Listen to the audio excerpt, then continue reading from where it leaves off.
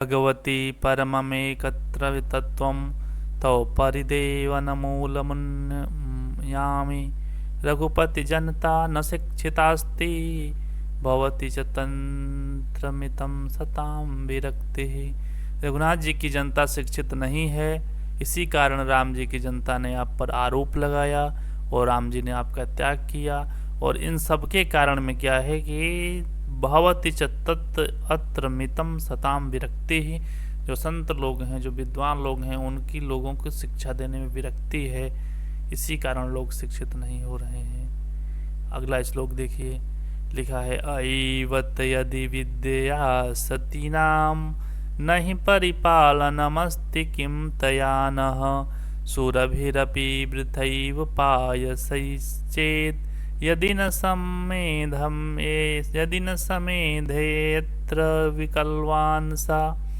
करें ऐवत, बड़े दुख की बात है, यदि विद्या सतीनाम, यदि विद्या से सतियों की नहीं परिपालनम अस्ति किम तया नः, यदि विद्या से सतियों की परिपालन न हो सके तो बहुत ही बड़े दुख की बात है। सुरभि अपि वृथैव पायस्य चेत, यदि कामधेनु में मिल जाए तो किस काम की, यदि वह अपने पायस से, अपने दूध से जो विकलवान लोग हैं, जो दयावान लोग हैं, जो दया के पात्र लोग हैं, उनका पालन पोषण नहीं कर सके तो।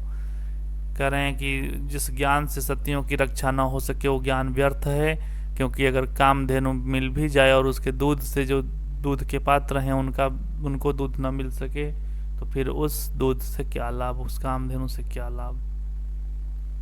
आगे कहते हैं क्षण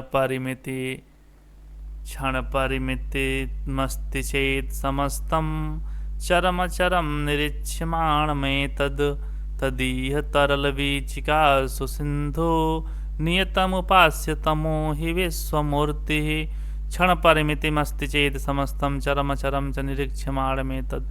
कह रहे हैं कि अगर यह संसार क्षणिक है ऐसा मान करके विद्वान लोग किसी को ज्ञान नहीं देते तो ये भी ठीक नहीं है, क्योंकि अगर समुद्र है तो समुद्र में लहरें जो हैं वो समुद्र में जो लहरें हैं चंचल हैं, क्षणिक हैं, लेकिन समुद्र तो स्थिर है, संसार तो स्थिर रहेगा। इसलिए इसमें ज्ञान देना आवश्यक है, लोगों को ज्ञानी बनाना आवश्यक है। सताम विरक्ति है, सताम को विरक्ति नहीं होना चाहिए। और तदीह तरल विचिकासु, तरल यानी कि विचिकासु लहरों में सिंधु नियतम उपासितोमो अस्ति ही विश्वमूर्ति। विश्वमूर्ति की भांति, विश्व की भांति जो समुद्र है वो निश्चित रूप से उपास्य है, समुद्र जो है वो निश्चित रूप से नियत है। क्षण परिमिति मस्ति चेत समस्तम चरचरम निरीक्ष्यमाण में तद। अगर इस लोग ये समझते हैं कि संसार क्षणिक है तो ऐसा नहीं है। आगे करेंगे सच नरि नरि चेतना स्वरूपात स्थितिम अधिगम्यस्य विभूश्चका सदास्ते यदि न निगमशालिनी भी मनुष्यैः अपरिचितस्य विधीयते कृतं तैः।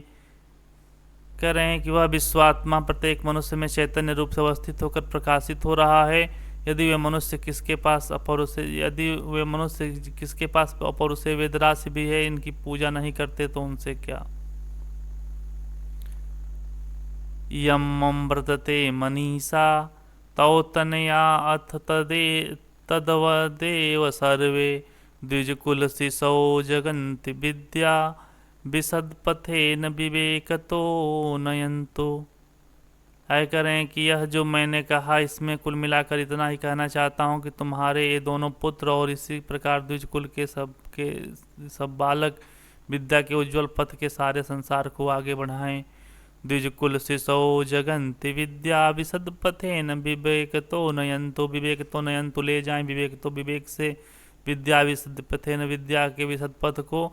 द्विजकुल शिशौ जगन्ति, जगत में, संसार में जो द्विजकुल के समस्त ब्राह्मण हैं वो विद्या के पथ को आगे ले जाएं, यही मैं चाहता हूँ।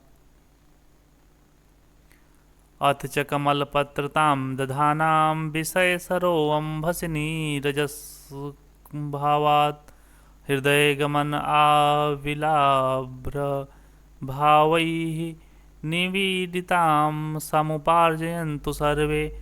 और स्वयं विषय रूपी तालाब के जल में कमल के भांति निर्लेप रहकर अपने हृदय आकाश को मलिनता के बादलों से न घिरने दें। जैसे कमल रहता है तालाब में, उसके पत्ते जल उसके पत्तों पर जल पड़ता है तो जल एक जगह एक बूंद में हो जाता है। उसी तरह से संसार में विषयों में रह करके भी कमल पत्र की भांति उससे निर्लेप रह करके और हृदयाकाश को मलिनता के बादलों से न घिरने दें। आविरल भब्रवई निमीडिताम समार्जयन्तु सर्वे हृदया गगनम। जो निविदिताम है उनसे अपने गगन को, अपने आकाश को न घिरने दें और विषयों में रह करके भी विषयों से अलग रहें, ऐसा ही कहने का प्रयास कर